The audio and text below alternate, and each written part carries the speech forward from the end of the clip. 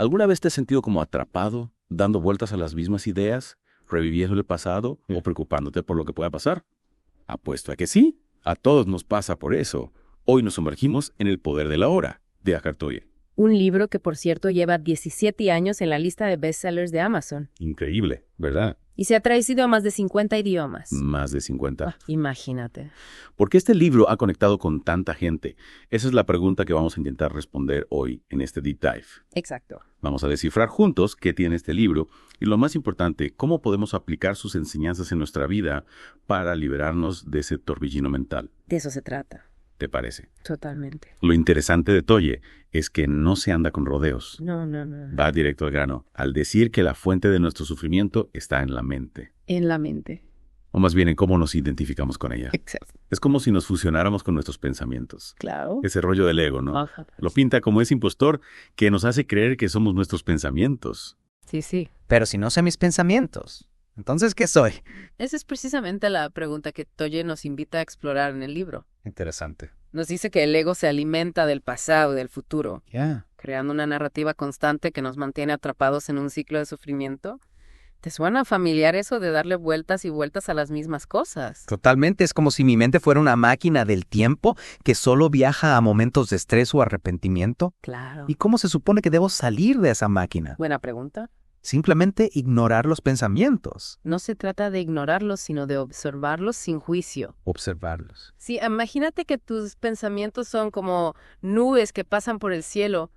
No puedes evitar que aparezcan, pero tampoco tienes que aferrarte a ellas. Entiendo la idea, pero ¿cómo se traduce eso en la práctica? Ah, Digamos que estoy estresado por un proyecto en el trabajo. ¿Cómo me ayuda a observar mis pensamientos a manejar esa situación? Tolle nos ofrece varias herramientas para cultivar esa observación. Una de ellas es la conexión con el cuerpo. ¿Con el cuerpo? En lugar de quedarte atrapado en la espiral mental, dirige tu atención a las sensaciones físicas. Ya. Siente tu respiración, el contacto de tus pies con el suelo, la temperatura de tu cuerpo. ¿Y eso cómo me ayuda con el estrés del proyecto? Me parece que solo estoy distrayéndome en lugar de enfrentar el problema. No se trata de escapar del problema, sino de cambiar tu enfoque. Entiendo. Al conectar con el cuerpo, te ancles en el presente, en el único momento en el que realmente puedes hacer algo. Claro. Desde esa presencia puedes abordar el proyecto con mayor claridad y calma.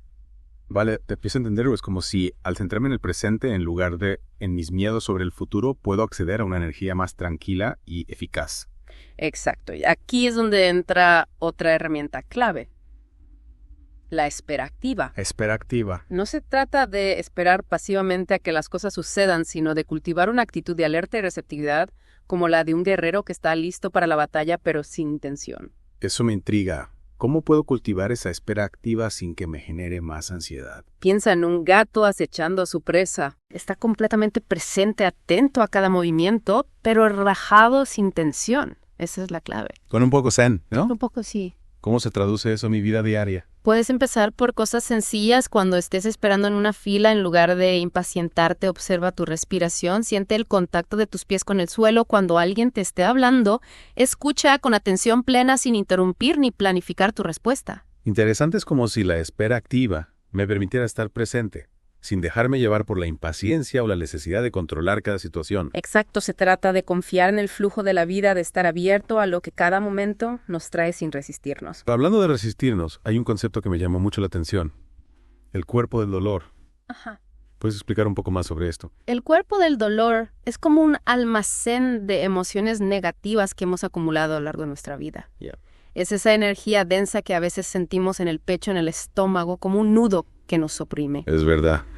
A veces siento una opresión en el pecho, sin razón aparente. ¿Y cómo se relaciona esto con el ego y el sufrimiento? El ego se aferra al cuerpo del dolor, lo utiliza para justificar sus historias, sus miedos, su necesidad de control nos hace creer que somos ese dolor, que no podemos escapar de él. Entonces, ¿cómo nos liberamos de ese cuerpo del dolor? Simplemente ignorándolo. No se trata de ignorarlo, sino de traerlo a la luz de la conciencia. A la conciencia. Observarlo sin juicio, sentirlo sin identificarnos con él al hacerlo, le quitamos poder al ego y permitimos que esa energía densa se disipe. Es como si al reconocer ese dolor pudiéramos empezar a liberarnos de su control, Suena a un proceso desafiante, pero también liberador. Sin duda, y para poder transitar este camino hacia la liberación del sufrimiento, Toye nos propone otra herramienta fundamental, la aceptación del dolor inevitable. ¿A qué te refieres con dolor inevitable? No se supone que la idea es liberarnos del dolor. La vida incluye momentos de dolor que no podemos evitar.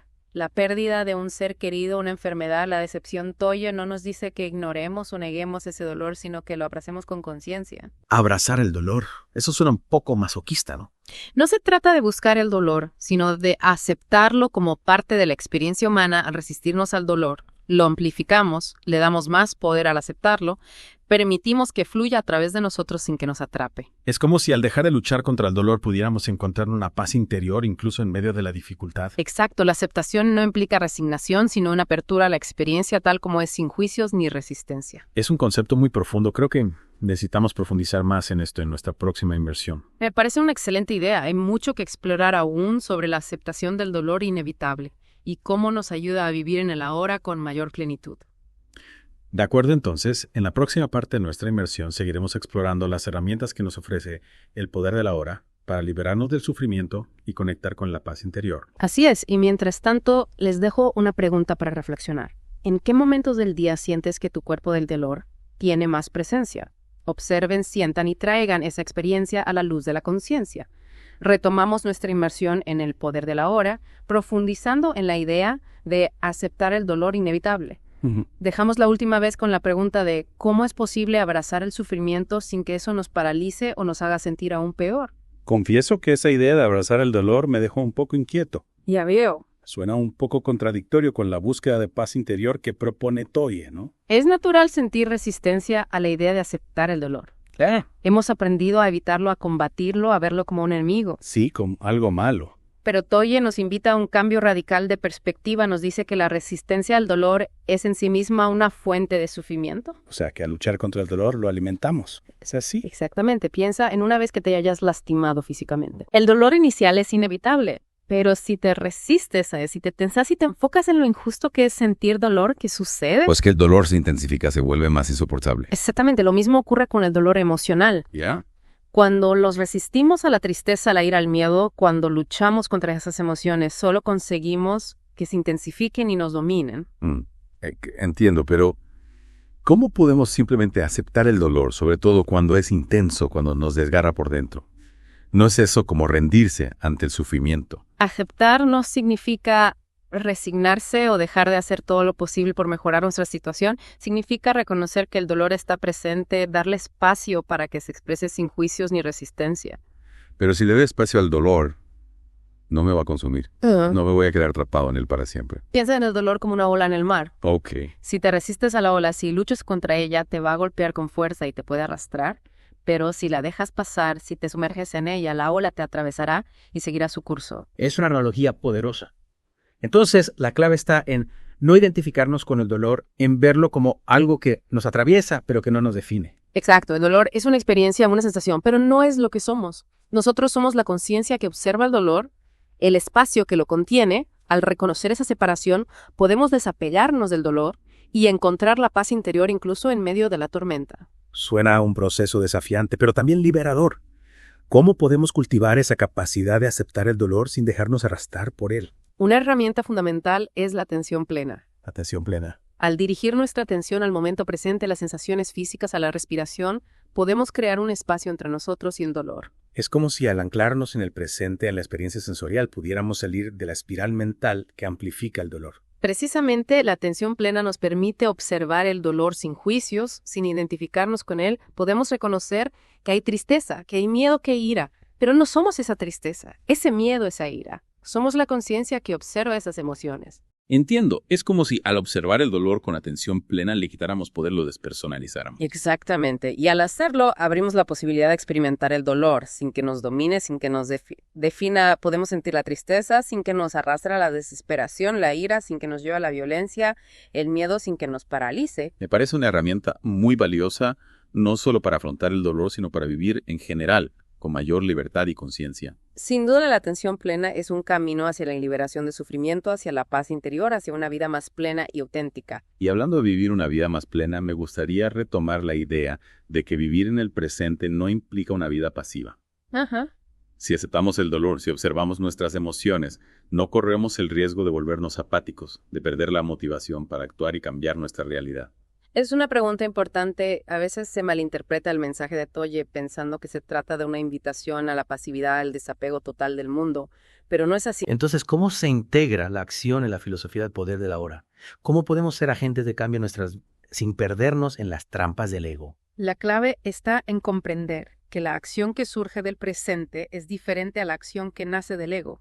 La acción del ego está motivada por el miedo, por la necesidad de control, por el deseo de obtener algo o evitar algo. Es una acción reactiva compulsiva que a menudo genera más sufrimiento. Es como si el ego nos empujara a actuar desde la ansiedad, desde la necesidad de llenar un vacío en lugar de hacerlo desde un lugar de paz y claridad. Exactamente. La acción que surge del presente, en cambio, es una acción inspirada, creativa, alineada con nuestro propósito. No es una acción que buscamos desesperadamente, sino que surge de forma natural como una respuesta espontánea a las circunstancias. ¿Puedes darnos un ejemplo de cómo se ve esa acción inspirada en la vida real? Imagina que estás en un atasco de tráfico. Si actúas desde el ego, te vas a frustrar, te vas a enojar, ¿no? Vas a maldecir a los demás conductores. Esa reacción no va a cambiar la situación, solo va a aumentar tu nivel de estrés. Es verdad, en esos momentos mi mente se convierte en una fábrica de pensamientos negativos que no me ayudan en nada. En cambio, si actúas desde el presente, puedes aprovechar ese tiempo para observar tu respiración, escuchar música, conectar con tu cuerpo. No puedes controlar el tráfico, pero puedes controlar tu reacción ante él. Entiendo, se trata de enfocar nuestra energía en lo que sí podemos controlar, en lugar de desperdiciarla en la resistencia a lo inevitable. Exactamente, la acción inspirada no se trata de forzar las cosas, sino de fluir con las circunstancias, de responder con creatividad y sabiduría a los desafíos que se nos presentan. Es como si, al soltar la necesidad de controlar cada detalle, pudiéramos acceder a una fuente de energía más poderosa, más creativa, más alineada con el flujo natural de la vida. Precisamente la acción inspirada no es un esfuerzo, es una danza, es una respuesta fluida y armoniosa a la música del presente. Me gusta esa imagen. Es como si, al conectar con el poder de la hora, pudiéramos convertirnos en bailarines, en artistas de la vida, en lugar de ser esclavos de nuestras reacciones automáticas. Exacto, y esa danza, esa expresión creativa de nuestra esencia, es lo que nos permite vivir una vida más plena, más auténtica, más alineada con nuestro verdadero propósito. Me parece una idea muy inspiradora. Creo que necesitamos seguir explorando esta relación entre el poder de la hora, la acción y la transformación personal en nuestra próxima inmersión. Me parece una excelente idea. Hay mucho que descubrir aún sobre cómo vivir en el presente. Nos empodera para crear una vida más significativa, más alegre, más conectada con nuestra verdadera naturaleza. De acuerdo, en la próxima parte de nuestra inmersión continuaremos explorando el poder de la hora, profundizando en la conexión entre la presencia, la acción y la transformación personal. Y mientras tanto les dejo una pregunta para reflexionar. ¿Qué acciones en tu vida diaria surgen del ego y cuáles surgen del presente? Observen, sientan y permitan que la sabiduría de la hora guíe sus pasos. Y ya en la última parte de esta inmersión en el poder de la hora, quiero enfocarme en un tema que a veces genera confusión. Y es cómo se relaciona vivir en el presente con nuestras relaciones interpersonales. Interesante, ¿no? Porque a veces pareciera que se contradice. Claro. Si suponen que debo estar enfocado en mis propias sensaciones y emociones, ¿cómo puedo a veces estar ahí para otra persona? Es que ahí está la trampa del ego, Ajá. que nos hace creer que para conectar con el otro hay que analizarlo, comprenderlo, incluso arreglarlo, pero la verdadera presencia surge de la aceptación, no del análisis. ¿Te refieres a aceptar a la otra persona tal como es, con sus defectos y virtudes? Exacto, cuando estamos presentes dejamos de lado las expectativas, los juicios, la necesidad de que la otra persona sea de cierta manera, simplemente la vemos, la escuchamos, la sentimos sin filtros mentales. Suena bonito en teoría, pero ¿cómo se traduce eso a la práctica? Ajá. Digamos que mi pareja está pasando por un momento difícil y se desahoga conmigo. ¿Cómo puedo estar presente sin intentar solucionar sus problemas o darle consejos?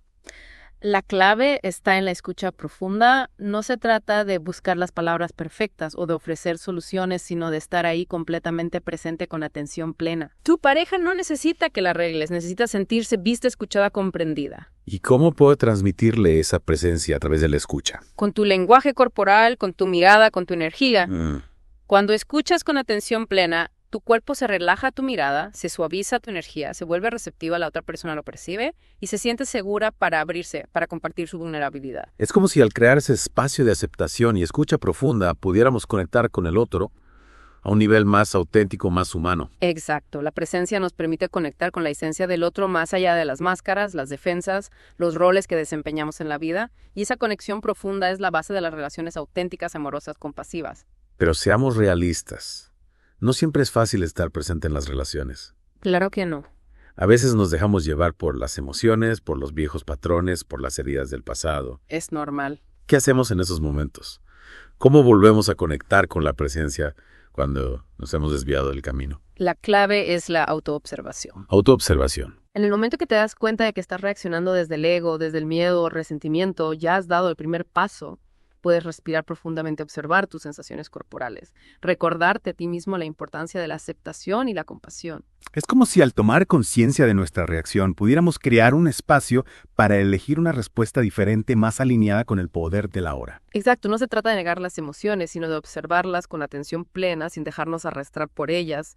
Y desde ese espacio de conciencia podemos elegir responder con amor, con comprensión, con la intención de crear una conexión más profunda con la otra persona. Me parece un camino desafiante, pero también profundamente transformador. Lo es. Al conectar con el poder del ahora, en las relaciones, no solo nos liberamos del sufrimiento, sino que también creamos un espacio de amor, de paz y de crecimiento para nosotros y para las personas que amamos. Así es, vivir en el ahora no es una técnica de autoayuda, es una forma de estar en el mundo con mayor conciencia, compasión y autenticidad, y esa transformación interna se irradia hacia afuera, creando impacto positivo en nuestras relaciones, en nuestra comunidad, en el mundo entero.